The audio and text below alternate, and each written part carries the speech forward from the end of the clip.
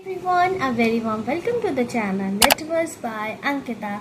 So yes, here we are and we are talking about the same poet we talked yesterday, and this is also an important work by him. So the name is Looking for a Cousin on a Swing. So that is also an important work we are just going to discuss. Okay, so let's talk about something before the poem, like preface of this poem. So in this pome जो poet है वो बात कर रहे हैं एक young girl के बारे में, जो उस यंग गर्ल की डिज़ायर है, ठीक है, along side image of childhood, यानी कि उन्होंने क्या बताया है उस लड़की के बारे में, एक यंग गर्ल के डिज़ायर को डिस्क्राइब किया है, जो कि एक स्ट्रेंज थॉट है इस पोम के अंदर. So without any further due let's begin. When she was 4 or 5 she sat on a village swing and afterwards they climbed a tree, she said. Not very tall, but full of leaves like those of a fig tree, and tries to be innocent about it. Not only on the crotch of a tree, if someone suddenly sneezed. The poem start होती है, speaker बताते हैं reader about a young girl. When she was a child but 4 or 5, जब वो एक छोटी थी, जब 4 से 5 साल की थी, would sit her cousin on a village swing. इसका मतलब है कि यहाँ पर she realized the meaning of being closeness with a male, right? यानी कि when she was with her cousin, she got to know something. उसको exactly नहीं पता था what is the feeling and what is this, but she realized something about that. ठीक है, जब वो 4 से 5 साल की थी. It was an important experience for her as the laughing motion of swing and the closeness of her male cousin. यानी कि ये एक ऐसा इम्पॉर्टेंट एक्सपीरियंस था उसके लिए, यानी कि लाफिंग मोशन हो या स्विंग और the closeness of male cousin हो, राइट? जैसे कि मैंने बताया उसी के बारे में कि ये एक ऐसा एक्सपीरियंस था उसके लिए, एक ऐसा इम्पॉर्टेंट एक्सपीरियंस था उसके लिए, which speaker is talking about closeness, यानी कि the girl doesn't know anything, अभी उसको कुछ नहीं पता है, ना उसको कोई नॉलेज या एजुकेशन दी गई है regarding this, but she just realised, right? Being this much close उसको रियलाइज करवाता है her sexuality, even at a very young age. वो भी कब? जब वो बहुत ज़्यादा छोटी है. आखिर 4 से 5 साल का इंसान कितना ही बड़ा हो सकता है, तो उस एज में she realized her sexuality. In the second half of the poem, the speaker says that the cousin is older now, यानी कि सेकेंड फेज में बात होती है, जो कज़न की बात हुई थी पहले, वो अभी ओल्डर है. He is older now. She searches different cities for a similar tree and swing.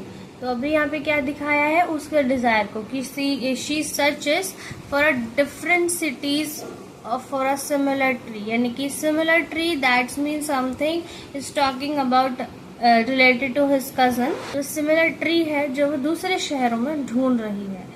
Yet fulfilling sexual experience, किसको फुलफिल करने के लिए? उसका सेक्सुअल जो एक्सपीरियंस है, जो डिजायर है, उसको फुलफिल करने के लिए.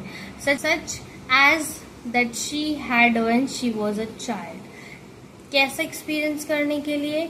बिल्कुल ऐसा जैसे कि उसने जब एक्सपीरियंस किया था when she was a child. जैसे कि मैंने बताया, वो जो यंग गर्ल है वो वेरी यंग एज में she got to know about sexuality, about her gender, about the difference between male and female and what this happens and what all are these things.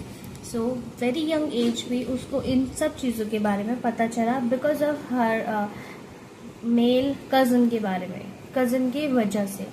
ठीक है, when she got to know all of these things, और जब वो थोड़ी और grow करी, वो थोड़ी और बड़ी हुई, तब उसको और ज़्यादा रियलाइजेशन हुआ and she wanted to experience this, यानी कि वो अब उसकी डिज़ायर क्या थी? इस चीज़ को एक्सपीरियंस करने की. ठीक है, अब एक्सपीरियंस करने के लिए she needs a partner, but she doesn't have the partner, but she has something that she want in that partner, that is the same tree she is talking about, यानी कि डिफरेंट सिटीज में same tree को search कर रही है to experience better at she had in her childhood with that cousin, male cousin, right.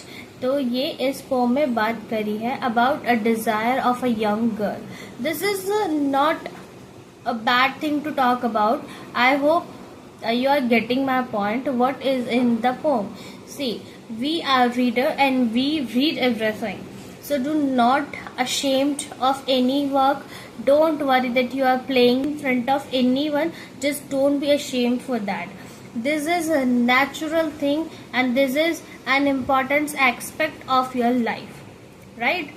इसमें कोई शर्म की बात नहीं है इसमें बात करने के लिए। This is just education and one more thing that is we are reader, और हम इन सभी चीज़ों को पढ़ेंगे, इन सब चीज़ों को एक्सपीरियंस करेंगे, ठीक है। वो एक यंग गर्ल की डिज़ायर है जिसके बारे में कोई बात नहीं करता है, और जिसमें उन्होंने और पोएट ने उन चीज़ों के बारे में बात करी है, वो भी खुल के।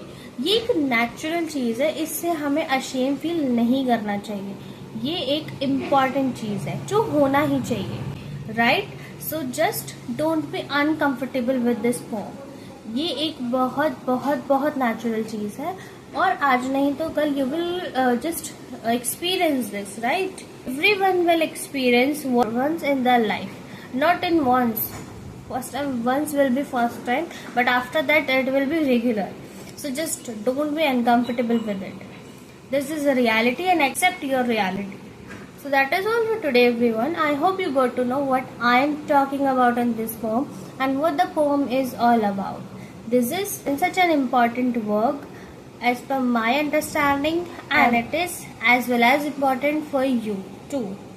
So that is all, and yes, just like the video, subscribe the channel and stay connected, stay healthy. Bye bye everyone.